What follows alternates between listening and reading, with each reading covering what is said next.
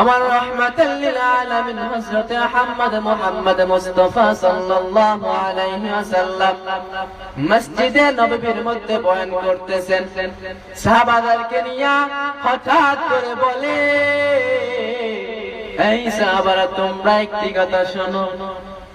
বলে কি কথা?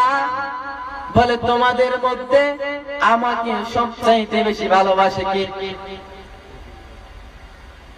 হঠাৎ করে হযরত ওমর রাদিয়াল্লাহু তাআলা আনহু ফট করে ডাক দিয়ে কয়, ও পয়গম্বর, আমি আপনাকে সবচাইতে বেশি ভালোবাসি।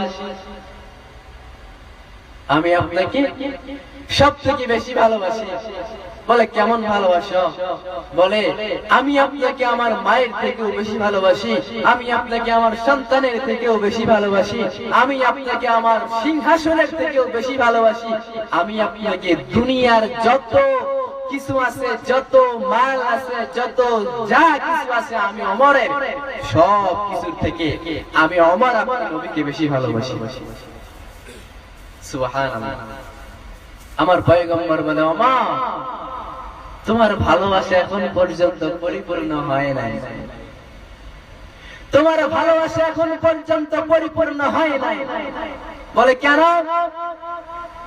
বলে তুমি তোমার সন্তানের থেকেও বেশি ভালোবাসো, তোমার মায়ের থেকেও বেশি ভালোবাসো, তোমার সিংহাসনের থেকেও বেশি ভালোবাসো। ওমর, একটা কথা শোনো, যতক্ষণ পর্যন্ত তুমি ওমর তোমার জীবনের থেকে আমি নবীকে ভালো না বাসবা, ততক্ষণ পর্যন্ত তুমি ওমরের ভালোবাসা পূর্ণতা পাবে না।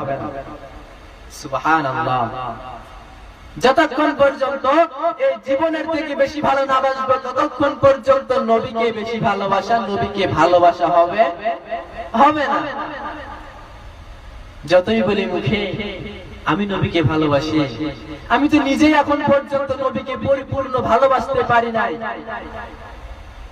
নবীর আদর্শ নিজের ভিতরে এখনো পর্যন্ত আনতে পারি নাই।